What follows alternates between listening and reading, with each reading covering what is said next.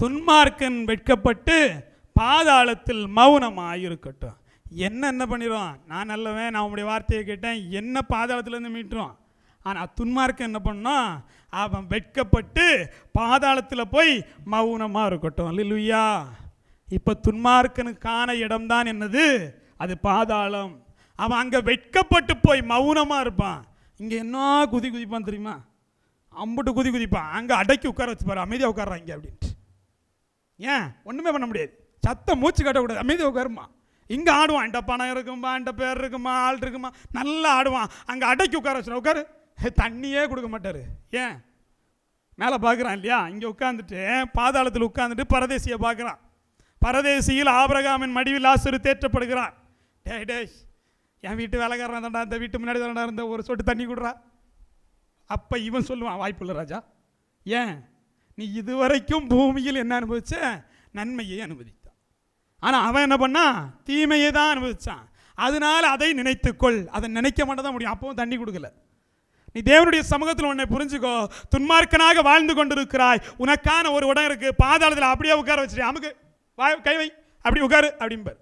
அங்கே போய் பல வருஷமாக உட்காந்துருக்கணும், மௌனமாக இருக்கணும், வெட்கத்தோடு இருக்கணும், வாழ முடியாது. அல்லேலூயா. தேவனுடைய சமூகத்தில் நான் துன்மார்க்கனாக இருக்கிறேனா, நான் நீதிமானாக இருக்கிறேனா? யார் நீதிமான்? சங்கீதங்களுடைய புஸ்தகம் 16:10 வாசிங்க. என் ஆத்மாவை பாதாளத்தில் விடீர், உம்முடைய பரிசுத்தவானை அழிவை காண ஒட்டீர். பரிசுத்தவானாக இருக்கிறவன் அவன் அழிவை காண மாட்டான். பரிசுத்தனா எப்படி? பரிசுத்தமாக இருந்தால் அழிவை காண்பதில்லை, அப்படி தானே? அப்போ நான் எப்படி பரிசுத்தமாக வாழ்வது? நீ அந்த அளவெல்லாம் பரிசுத்தமாக வாழ மாட்டேன்னு தேவனுக்கே தெரியும். அவர் ரொம்ப சிம்பிளான லாஜிக் வச்சிருக்கிறாரு. ரொம்ப சிம்பிளான ஒரு லாஜிக் வச்சிருக்காரு. பரிசுத்தமாக வாழ்வதுனா பொய் பேசாமல் வாழ்வது. அப்போ அப்படியெல்லாம் கடைபிடிச்சோன்னா நம்மளால் முடியாது தான், இல்லையா? அதுக்காக அப்படி வாழாமலாம் இருந்துட முடியாது, கஷ்டமானது தான். அதுக்காக அப்படி வாழாமலாம் இருந்துட முடியாது. ஆனால் தேவன் இன்னொரு ஈஸியான வழியை ஒன்று வச்சிருக்கிறாரு. நீதிமானாக மாறிட்டோன்னு வைங்களேன், நமக்கு பாதாளம் இல்லை. அப்போ நம்ம நீதிமானாக மாறணும். நீதிமானாக மாறுறதுக்கு ஈஸியான ஒரு வழி. எபிரேயருடைய புஸ்தகம் 11வது அதிகாரம் 4வது வசனத்தை வாசிங்க. விசுவாசத்தினாலே ஆபேல் காயினுடைய பலியிலும் மேன்மையாக பலியை தேவனுக்கு செலுத்தினான். அதனாலே அவன் நீதிமான் என்று சாட்சி பெற்றான். அவனுடைய காணிக்கைகளை குறித்து தேவனை சாட்சி கொடுத்தார். அவன் மரித்தும் இன்னும் பேசுகிறான். அல்லேலூயா. சம்பந்தமே இல்லாமல் ஆபேலுக்கு போயிட்டாப்புல. நீதிமானா மாறுறதுக்கு ரொம்ப எளிதான வழி என்னன்னா, ஆபேல் என்ன பண்ணா? தேவனுக்கு பலி செலுத்தினான். முதல் விஷயம் தானே, பலியை தேவனுக்கு செலுத்தினான். இன்னைக்கு நம்மால் பலி செலுத்துவான், தேவனுக்கு செலுத்த மாட்டான். கண்டதுக்கெல்லாம் செலுத்துவான், மனிதனுக்கெல்லாம் பலி செலுத்துவான். நீ மனிதனுக்கு பிரியமானதை நடப்பித்தால் மனிதனுக்கு பலி செலுத்துகிறாய். ஒன்று தெரியுமா உங்களுக்கு? இந்த பாதாளத்திலிருந்து ஒரு மிருகம் எழும்பி வரும். பாதாளத்திலிருந்து மிருகம் எழும்பி வருகிற போது அதை ஆராதிப்பார்கள் என்று சொல்லி. இன்னைக்கு நீங்கள் புறஜாதி மக்களோடு சேரக்கூடாதுன்னு வேதம் சொல்வதற்கான காரணம், அவனுடைய இருதயம், அவனுடைய ஆத்மா எப்படிப்பட்டதாக இருக்கும்? அது பாதாளமாக இருக்கும். அங்கே உள்ள இந்த மனுஷனை நீ எதிர்பார்க்க முடியாது, மிருகத்தை தான் எதிர்பார்க்க முடியும். வெளிப்படுத்தல் சொல்லப்பட்டது போல அழிப்பதற்கான மிருகம் வெளிவரும். அந்த மிருகத்தின் மீது கண்டவுடன் காதல் கொள்றவன் யாரா இருப்பான்? சபையில் உள்ள விசுவாசி. ஏன்? இவனுக்கு அவனை பிடிச்சி போயிடும், அது என்னன்னே தெரியாது. உலகத்தில் உள்ள புறஜாதிகளை, உலகத்தில் உள்ள மிருகங்களை எல்லாம் இவனுக்கு பிடிச்சி போயிடும். ஏன்னா அதான் வேதம் சொல்லுது, வெளிப்படுத்தல. பாதாளத்திலிருந்து ஏறி வரக்கூடிய மிருகம் தான் அவன். ஏன்? அவனிடத்தில் எதை பார்க்க முடியாது? பரிசுத்தத்தை பார்க்க முடியாது. பாவத்தின் ஊற்றுது. அங்கிருந்து எழும்பி வரக்கூடிய அந்த மிருகத்தை நமக்கு பிடிக்கும். இப்போ தேவனுடைய பிள்ளைகளை எல்லாம் அந்த மிருகம் வஞ்சிக்கும் என்று சொன்ன வார்த்தை உறுதியாயிடுச்சா இல்லையா? நம்முடைய வாழ்க்கையில் பல மிருகங்கள் வந்து நிற்கும். பாதாளத்திலிருந்து பல மிருகங்கள் வந்து நிற்கும், புறஜாதியினிடத்திலிருந்து பல மிருகங்கள் வந்து நிற்கும் பாவத்தோடு. ஆனால் நான் அவனை தேடி தான் போவேன். அப்போ என்னுடைய வித்து எப்படிப்பட்டதாக இருக்கிறது? நான் மரணத்திற்காக விதைக்கப்பட்ட விதையாக இருக்கிறேன். நம்ம என்ன பண்றோம்னா, பெத்து வளர்த்து அதை அப்படியே கொண்டு போய் மிருகத்துக்கு அடகு வைக்கிறோம். எங்க அடகு வச்சோம்? மிருகத்துக்கு. தேவன் இதுதான் என்ன சொன்னாரு? நீ பெரம்பை எடுத்து அடிச்சு பாதாளத்தோட்டு விளக்குங்கிறாரு. ஆனா பெத்தவன் அதை கொண்டு போய் எங்க கொடுத்துக்கிட்டு இருக்கிறோம்? மிருகத்துக்கு வாயில கொடுத்துக்கிட்டு இருக்கோம். அருமையான தேவனுடைய ஜனமே, இதுக்கும் சேர்த்தோண்ட கணக்கு கேட்பார். அல்லேலூயா. உன்னுடைய வாழ்க்கை முறையில், உன்னுடைய ஜீவிதத்தில் நீ பார்க்கக்கூடிய மிருகங்களிடத்திலிருந்து உன்னுடைய ஆத்மாவை நீ காத்துக்கொள்ள வேண்டும். நீ பார்க்கக்கூடிய இந்த மிருகங்கள் உன்னை பாதாளத்திற்கு கொண்டு போவதற்கான வாசலாக இருக்கிறது. ஆனால் அது என்னன்னு தெரியாது, நமக்கு அவங்க மேலே ஒரு பிரியம் வந்துடும். அது நமக்கு என்னன்னு தெரியாது, அவங்க கூட ஒரு நட்பு வந்துடும். நான் பக்கத்து வீட்டுக்காரனை பற்றி தான் பேசிகிட்டு இருக்கிறேன். நான் உன்னோடு பாவம் செய்வதற்கு தினம் தினம் அழைச்சி கொண்டு இருக்கக்கூடிய சகோதரனை பற்றி தான் பேசிகிட்டு இருக்கிறேன். உன்னுடைய வீட்டாரே உனக்கு சத்ரு என்று சொன்னாரே, உன்னுடைய உறுப்புகளை பற்றி தான் பேசிக்கிட்டு இருக்கிறேன்.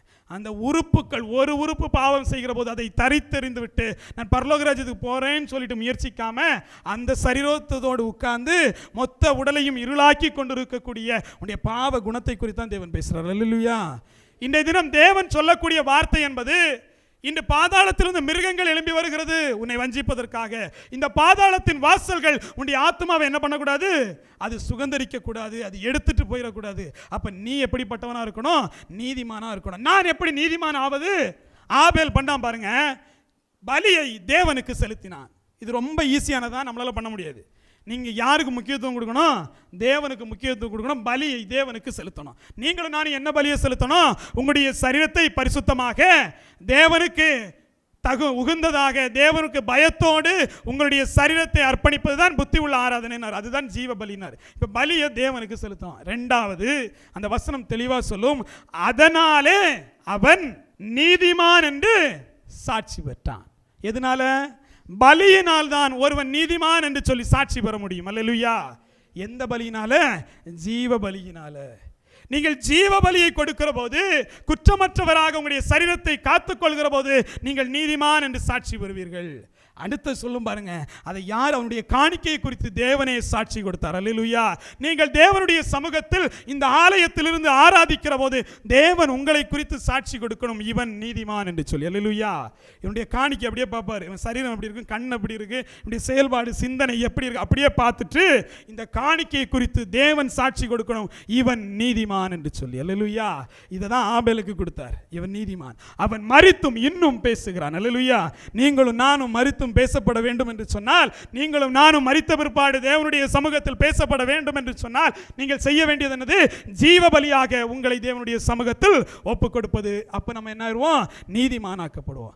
ஆபேல் எப்படிப்பட்டதை கொடுத்தான்? அவன் தலையீற்றுகளில், கொழுமையானவைகளில் தேவனுக்கு பலி செலுத்தினான், காணிக்கை செலுத்தினான் என்று சொல்லி வேதம் சொல்லுகிறது. அவன் தன்னிடத்தில் இருந்ததிலேயே தலையீற்றுன்னு என்னது? ஃபர்ஸ்ட் இல்லையா? கொழுமையானதுன்னு என்னது? பெஸ்ட். தன்னிடத்தில் இருந்ததிலேயே ஃபர்ஸ்டும் பெஸ்ட்டுமா, தன்னிடத்தில் இருந்ததிலேயே முதன்மையும் சிறந்ததுமா தேவனுக்கு கொண்டு போய் கொடுக்குறான். அதை தேவன் பார்த்துட்டு காணிக்கையில் தெளிவாக இருக்கிறான் இல்லையா? அவனுக்கு முக்கியமான எல்லாவற்றையும் என்னிடத்தில் தான் கொடுக்கிறான், அவனுடைய நேரத்தை என்னிடத்தில் தான் செலவிடுகிறான் என்று பார்த்து அவனை நீதிமான் என்றார். அல்லேலூயா. இந்த நீதிமானுக்கு என்ன இல்லை? பாதாளம் இல்லை. இந்த ஜீவ பலியை கொடுத்தவனுக்கு என்ன இல்லை? பாவம் இல்லை, மரணம் இல்லை. ஆனா இந்த பலியை இவன் கொடுத்த போது காயினின் முகம் வேறுபட்டது. தேவன் என்ன சொல்றாரு தெரியுமா? அவனையும் ஆபேலையும் அவனுடைய காணிக்கையும் ஏற்றுக்கொண்டார். ஆபேல் என்ன பண்ணா? காணிக்கை மட்டும் தான் கொடுத்தான்.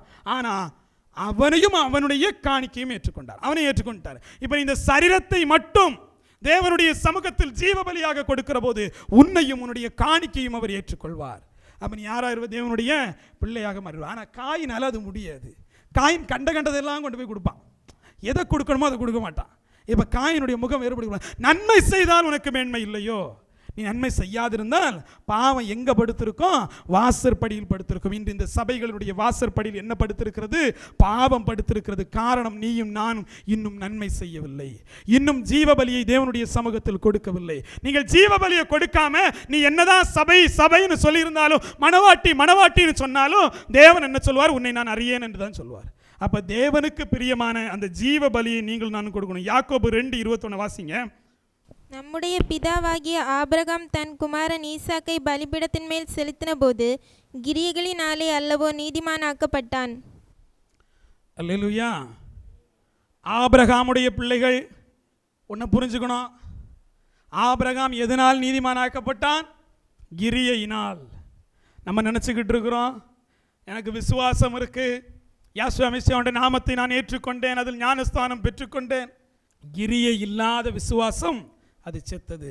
நான் விசுவாசிக்கிறேன்னு சொல்லிட்டு கிரியை வேறாக இருக்கும் என்று சொன்னால் நீ உயிரோடு இருந்தும் செத்தவனாக இருக்கிறாய். தேவன் கிரியை எதிர்பார்க்கிறாரு. ஆபிரகாம்கிட்ட அந்த கிரியை இருந்துச்சு. தேவன் வார்த்தையை சொல்றாரு, அந்த வார்த்தையை கேட்டுட்டு நான் விசுவாசிக்கிறேன்னு உட்கார்ந்துருக்கல, இறங்குனான், புறப்பட்டான், பையனை கூப்பிட்டான், பலிமிருகத்திற்கு பலிக்கான பொருட்களை எடுத்துக்கொண்டான், பிரயாணப்பட்டது மட்டுமல்ல, பலிபீடத்தை கட்டினான், பலி மிருகத்தையும் வைத்தான், அதை பலி செலுத்துவதற்கும் போனான். அல்லேலூயா. அந்த பலியில் தேவன் பிரியப்பட்டபடியினால் அவனுடைய அழுகை அங்கு சந்தோஷமாக மாற்றப்பட்டது, அங்கிருந்த மரணம் ஜீவனாக மாற்றப்பட்டது. அல்லேலூயா. இப்போ பலிபீடத்தில் தான் மரணம் என்பது ஜெயமாக மாற்றப்படும் ஆபிரகாமுடைய பிள்ளைகளுக்கு. இப்போ நீங்கள் பலிபீடத்தில் போயிட்டு தான் உங்களுடைய மரணத்தை நீங்கள் ஜீவனாக மாற்ற முடியும், உங்களுடைய பாதாளத்தை பரதேசியாக மாற்ற முடியும், உங்களுடைய நரகத்தை தேவனுடைய ராஜ்யமாக மாற்ற முடியும். அல்லேலூயா. எப்படி மாற்றுறது? இங்கே தான் பலியே செலுத்துறது இல்லையே. ஆபிரகாமுடைய சந்ததியா இருந்தா நீயும் நானும் கிரியை செய்ய ஆரம்பிப்போம். வெறுமனே வாயில விசுவாசம் இல்லை, வாழ்க்கையில் கிரியை இருக்கும். வாழ்க்கையில் கிரியை என்பது என்ன? எல்லாம் தேவனுடைய சித்தம் அப்படி சொல்லிட்டு வாசித்தது செய்யறது இல்லை. எல்லாமே தேவனுடைய சமூகத்தில் நின்ற போதிலும், எதிர்ப்பாக வந்த போதிலும் கூட நான் தேவனுக்கு பிரியமாக தான் நிற்பேன்னு நிற்கிறது. இனி தேவனுக்கு விருப்பம் போல நடக்கட்டு. அது எப்படிரா உன் விருப்பப்படி நீ எல்லாத்தையும் செஞ்சுட்டு கடைசி ஒரு வார்த்தை, இனி தேவன் விருப்பப்படி நடக்கட்டு. அப்போ இதுவரை உன் விருப்பப்படி தானே நடந்துச்சு, அப்போ இனியும் அப்படியே நடத்திட்டு போக வேண்டியதானே. அப்புறம் என்ன தேவனுடைய சமூகத்தில் வந்து தேவனுடைய விருப்பப்படி நடக்கட்டும்? அது எப்படி நடக்கும்? ஒன்று முழுசாக தேவன்கிட்ட கொடுத்துரு, இல்லையா முழுசாக விலகிரு. ரெண்டு பக்கமும் காலை வச்சுக்கிட்டு உலகத்திற்கும் தேவனுக்கும் ஊழியம் செய்வது கூடாத காரியம் என்று சொல்லி வேதம் சொல்கிறது. அல்லேலூயா. வாசிங்க யோவானுடைய புஸ்தகம் 11ஆவது அதிகாரம் அதனுடைய 43, 44 ஆகிய வசனங்கள். இவைகளை சொன்ன பின்பு லாசருவே வெளிவாய் என்று உரத்த சத்தமாய் கூப்பிட்டார். அப்பொழுது மரித்தவன் வெளியே வந்தான். அவன் கால்களும் கைகளும் பிரேத சீலையினால் கட்டப்பட்டிருந்தது, அவன் முகமும் சீலையை சுற்றப்பட்டிருந்தது. யாசுவா அவனை நோக்கி, இவைகளை கட்டவிழ்த்து விடுங்கள் என்றார். அல்லேலூயா. லாசருவை பார்த்து என்ன சொன்னாரு? போதண்டா கல்லறையிலிருந்து வெளியே வான்னாரு. இன்னைக்கு உங்கள் ஆத்மாலாம் கல்லறைக்குள்ளாடி இருக்கு, பாதாளத்துக்குள்ளாடி இருக்கு, சபைக்குள்ளாடி இன்னைக்கு என்ன இருக்கு? லேகியோன் பிசாசு இருக்கு.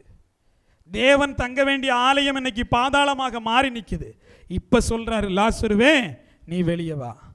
உன் ஆத்மா செத்து தான் இருந்துச்சு இது வரைக்கும். தேவனுக்கு தெரிய வந்துச்சு என்னுடைய ஆத்மா செத்து இருக்குன்ட்டு. தேவன் வந்து சொன்னார், லாசருவே வெளியே வா என்று சொல்லி.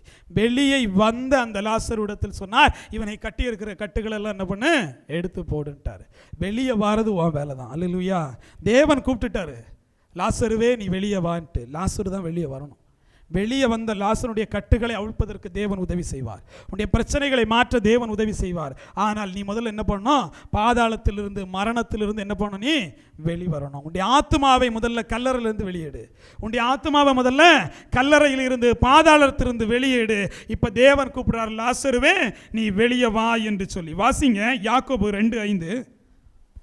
என் பிரியமான சகோதரரே கேளுங்கள், தேவன் இவ்வுலகத்தின் தரித்திரரை விசுவாசத்தில் ஐஸ்வர்யவான்களாகவும் தம்மிடத்தில் அன்பு கூறுகிறவர்களுக்கு தாம் வாக்குத்தத்தம் பண்ணின ராஜ்யத்தை சுதந்தரிக்கிறவர்களாகவும் தெரிந்து கொள்ளவில்லையா? அல்லேலூயா. தரித்திரனை தான் தேவன் என்ன பண்ணுறாரு? தெரிந்தெடுக்கிறார். எங்கே? இவ்வுலகத்தில். அப்போ இந்த உலகத்தில் நீ தரித்திரனாக வாழ்கிற போது தேவனுடைய ராஜ்யத்தை உனக்கு கொடுக்கிறவராக இருக்கிறார். இந்த உலகத்தில் நீ ஐஸ்வர்யத்தை விரும்புனேன்னா யாரு கதை தான்? நம்ம லாசரு கதை தான், இல்லையா? லாசரும் பணக்காரனும் இருக்கிறாங்க.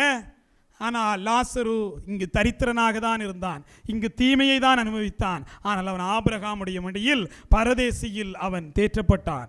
ஆனால் இங்கு ஐஸ்வர்யமாக வாழ்ந்தவன் அவன் பாதாளத்தில் அவன் வியாகுலப்பட்டான் என்று சொல்லி வேதம் சொல்லுகிறது. அருமையான தேவனுடைய ஜனங்களே, உங்களுக்கான வாய்ப்பு என்பது ஒன்று.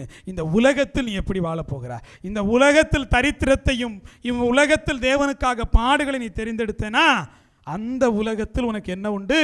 தேவனுடைய ராஜ்யம் உண்டு. அங்கு உனக்கு சந்தோஷம் உண்டு, சமாதானம் உண்டு. ஆனால் இந்த உலகத்தில் நீ பணத்தையும் இந்த உலகத்தில் நீ பாவத்தையும் தெரிந்தெடுத்தனா உனக்கு பாதாளத்தில் என்ன உண்டு? பாடுகள் உண்டு. தேவன் என்ன சொன்னார் தெரியுமா? அந்த பேதுருவை பார்த்து, என் சபையை கட்டுவேன், பாதாளத்தின் வாசல்கள் இதை மேற்கொள்வதில்லை. ஏன்னா அவன் ஜீவ பலியை கொடுத்துக்கிட்டே இருப்பான். அதுக்கு அடுத்த வசனத்தை வாசித்து முடிச்சிருங்க. மத்தேயு 16:19. பரலோக ராஜ்யத்தின் திறவுகோல்களை நான் உனக்கு தருவேன். பூலோகத்தில் நீ கட்டுகிறது எதுவோ அது பரலோகத்திலும் கட்டப்பட்டு இருக்கும், பூலோகத்தில் நீ கட்டவிழ்ப்பது எதுவோ அது பரலோகத்திலும் கட்டவிழ்க்கப்பட்டிருக்கும் என்றார். அல்லேலூயா. என்ன சொன்னாரு? இப்போ பாதாளத்தை மேற்கொள்ளாத சபையினிடத்தில் ஒரு திறவுகோல் இருக்கிறது. அது பரலோகத்தின் திறவுகோல். அல்லேலூயா. இந்த ஆத்துமாட்டம் உன்னை கொடுத்து வைக்கிறாரு. உன்னை பாதாளம் மேற்கொள்ள போவதில்லை, உன்னை மரணம் மேற்கொள்ள போவதில்லை. நீ இந்த உலகத்திற்கு உரியவனே இல்லை. அதற்கு அடையாளமா கையில சாவி வச்சுக்கோ, நீ தான் பரலோகத்துக்கு வர போற. அல்லேலூயா. பரலோகத்தின் திறவுகோலோடு மணவாட்டி காத்து கொண்டிருக்கிறாள். அவளுக்கு விசுவாசம் இருக்கிறது. நான் பாதாளத்திற்கா விதைக்கப்பட்டவன் அல்ல, நான் பரதேசியின் ஊடாக பரலோக ராஜ்யத்தை சென்றடைவேன் என்று சொல்லி அந்த பேதுருவின் கையில் பரலோக ராஜ்யத்தின் திறவுகோலை கொடுத்தார். ஜீவ பலியை நீ செலுத்து, தேவன் பரலோக ராஜ்யத்தின் திறவுகோலை சபையாகிய மணவாட்டியாகிய ஆலயமாகிய உன்னிடத்தில் கொடுப்பார். அந்த பரலோக ராஜ்யத்தில் வாழ்வதற்காக இந்த உலகத்தில் வாழ்வோம். யாஸ்வாதாமே நம்மை ஆசீர்வதிப்பாராக.